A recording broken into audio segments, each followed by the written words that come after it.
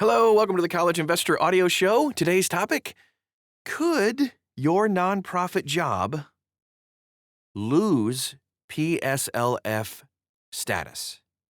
A very good topic for today. As you're maybe looking to pay off loans, that's what we're going to be talking about. But before we do that, just a quick reminder, if you hear something on the podcast, there's an article right alongside every single podcast at thecollegeinvestor.com. You can dive deep. We have links, resources, all kinds of amazing information for you. It's all right there at thecollegeinvestor.com. You can also like us and follow us in all the other things on social media. Search for The College Investor, and we'd love to help you along and answer any questions that you have. And you know it's not coming from a robot, but from a human being who has a pulse on everything going on, both a pulse figuratively and literally. Humans. All right, let's get to our topic now.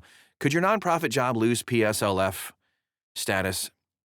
Okay, so for nearly 2 decades, the Public Service Loan Forgiveness Program has offered a straightforward promise: make 120 qualifying payments while working full-time for a government agency or a 501c3 nonprofit, and any and all federal student loan balance will be forgiven. The idea helped schools, hospitals, local governments, and nonprofits recruit all kinds of workers who might otherwise avoid lower-paying public service roles. These are essential jobs. That certainty shifted when the Department of Education finalized a regulation allowing the secretary to declare an employer ineligible if it, and I quote, has a substantial illegal purpose, end quote. It seems like common sense, but let's dive in a little deeper.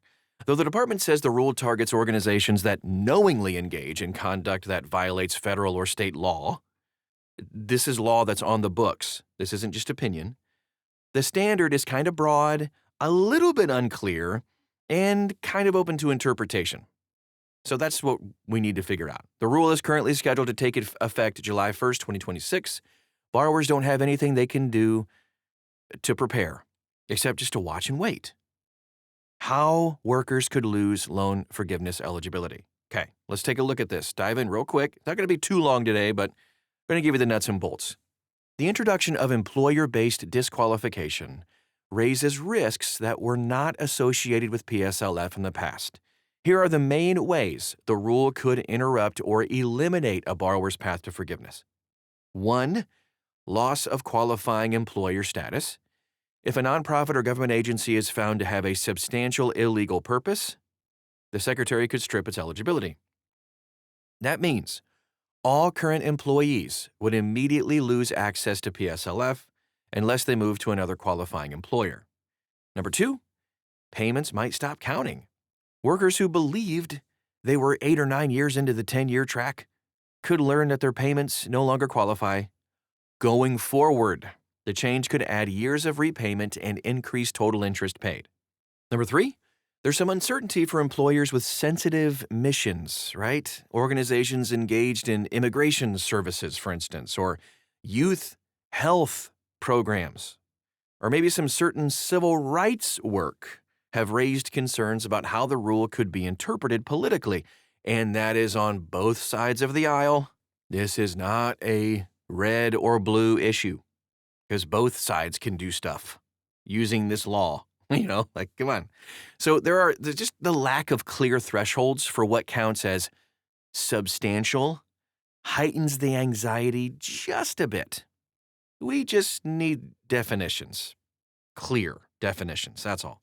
Number 4, borrowers may hesitate to accept public service roles at all. Recruitment could weaken in jobs that are already difficult to staff anyway, like child welfare agencies, public schools, legal aid offices, rural clinics, municipal agencies, all that stuff that rely on the PSLF incentive to attract workers with advanced degrees. Number 5, borrowers must now monitor employer risk. PSLF has always required documentation of employment. What's new is that previously eligible employers could be blocked from eligibility. Borrowers need to pay attention if there's a change in their employer's status. Really, it's like anytime there's a change of administration, Now we gotta have anxiety. Like, the right guy liked what I was doing here. The left guy liked what I was doing here. Now the right guy doesn't like what I'm doing. The left guy doesn't like what I'm doing. It goes both ways. There are lawsuits, though, that are challenging the rule. Major lawsuits are already underway for this. There's a coalition of states led by attorneys general in New York and Massachusetts that argues the department exceeded its authority and introduced an arbitrary standard that could strip workers of a benefit promised by Congress. A coalition of cities and partner groups say the rule places nonprofits under an undefined and unpredictable test, for sure, that could punish lawful public service work. The plaintiffs are seeking injunctions that could delay or block implementation before 2026, but for now, the rule just kind of remains on the books. There is a little bit of time, though. So here's what public service workers can do right now if you or you know somebody who's in this little predicament. Nothing. I wish I had better news, but there's nothing that an individual worker can actually do right now, nor should any worker change their plans yet. Don't jump ship, like we need you where you are right now. The rule does not allow workers to challenge employer determinations. Only the employers themselves can appeal, which they will. Furthermore, nothing can change retroactively, so workers at all these public service employers should continue unless there is a determination against your employer.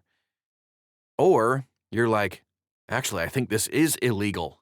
So if your place of employment is doing something illegal, then, okay, get out. The Department of Education said that less than 10 employers should be impacted annually. That's good news. But the fact is this, the rule just introduces this layer of unpredictability that borrowers have never experienced with PSLF before. Households that built budgets around eventual loan cancellation might have to revisit their long-term plans, especially if an employer is involved in any legal or regulatory dispute. Borrowers nearing forgiveness have the most at stake here. Losing qualifying employer status late in the process could shift repayment timelines or require getting a new job. And that is our show for today. Sorry there wasn't more good news on this front, but we will continue to update you as we find out more about this as we get closer to the deadline, because there's going to be a lot of changes for sure. Keep an eye on it at thecollegeinvestor.com. Follow us, like us, and all the things on social media. Just search for The College Investor. You'll find us. All right, thanks again for stopping by today, and we'll talk to you again real soon.